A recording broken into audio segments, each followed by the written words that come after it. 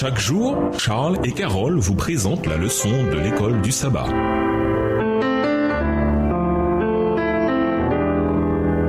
Bienvenue dans votre émission Dieu nous parle. Voilà la leçon de jeudi, le témoignage des Samaritains. Lisons Jean 4, les versets 27 à 29. Quelle réaction étonnante à la femme. Jean 4, les versets 27 à 29. Là-dessus arrivèrent ses disciples qui furent étonnés de ce qu'il parlait avec une femme. Toutefois, aucun ne dit « Que demandes-tu » ou « De quoi parles-tu avec elle ?» Alors la femme, ayant laissé sa cruche, s'en alla dans la ville et dit aux gens « Venez voir un homme qui m'a dit tout ce que j'ai fait. Ne serait-ce point le Christ ?» La discussion entre Jésus et la femme est interrompue par l'arrivée des disciples. Bien que surpris qu'ils soient en train de parler avec une femme, ils ne posent pas de questions, mais exhortent leur maître à manger. La femme, pendant ce temps, laisse sa cruche et se précipite vers la ville pour partager ce qu'elle vient de vivre avec Jésus. Lisons Jean 4, les versets 30 à 42. Qu'arrive-t-il après cette rencontre? Et qu'est-ce que cela nous apprend sur le mode de diffusion de l'évangile? Jean 4, les versets 30 à 42. Ils sortirent de la ville et ils vinrent vers lui. Pendant ce temps, les disciples le pressaient de manger, disant « Rabbi, mange !» Mais il leur dit « J'ai à manger une nourriture que vous ne connaissez pas. » Les disciples se disaient donc les uns aux autres « Quelqu'un lui aurait-il apporté à manger ?» Jésus leur dit « Ma nourriture est de faire la volonté de celui qui m'a envoyé et d'accomplir son œuvre. Ne dites-vous pas qu'il y a encore 4 mois jusqu'à la moisson? Voici, je vous le dis, levez les yeux et regardez les champs qui déjà blanchissent pour la moisson. Verset 36. Celui qui moissonne reçoit un salaire et amasse des fruits pour la vie éternelle, afin que celui qui sème et celui qui moissonne se réjouissent ensemble. Car en ceci, ce qu'on dit est vrai. Hôte est celui qui sème et hôte celui qui moissonne. Je vous ai envoyé moissonner ce que vous n'avez pas travaillé. D'autres ont travaillé et vous êtes entrés dans leur travail. Plusieurs Samaritains de cette ville crurent en Jésus à cause de cette déclaration formelle de la femme. Il m'a dit tout ce que j'ai fait. Aussi, quand les Samaritains vinrent le trouver, ils le prièrent de rester auprès d'eux, et il resta là 2 jours. Un beaucoup plus grand nombre crurent à cause de sa parole. Et il disait à la femme, ce n'est plus à cause de ce que tu as dit que nous croyons, car nous l'avons entendu nous-mêmes, et nous savons qu'il est vraiment le sauveur du monde. Il peut paraître étrange que Jésus évoque une moisson mondiale avant la mention de la conversion de nombreux habitants de cette ville. Mais Jean veut nous montrer que Jésus comprenait ce qui était en train de se produire. Partager le plan du salut avec une femme samaritaine était bien plus important pour lui que manger. Son objectif était de conduire des âmes au salut, et il saisit cette occasion pour enseigner à ses disciples l'urgence de partager l'évangile avec tout le monde, y compris ceux qui n'étaient pas comme eux. Il y a beaucoup de moments forts dans l'évangile de Jean. Certainement, Jean 4, versets 39 à 42 en fait partie. Beaucoup de Samaritains crurent à cause du témoignage de la femme qui déclara « Il m'a dit tout ce que j'ai fait ». Jean 4, verset 39. Les Samaritains demandèrent à Jésus de rester avec eux. Résultat, beaucoup d'autres crurent à cause de la parole de Jésus. Il disait à la femme, « Ce n'est plus à cause de tes dires que nous croyons, car nous l'avons entendu nous-mêmes, et nous savons que c'est vraiment lui le sauveur du monde. » Jean 4, le verset 42. Que nous indique cette histoire sur la puissance que peut avoir le témoignage d'une seule personne? Témoignez-vous de ce que Jésus a fait dans votre vie? Au revoir. Et à demain si Dieu veut.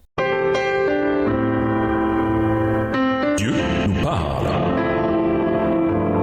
Chaque jour, Charles et Carole vous présentent la leçon de l'école du sabbat.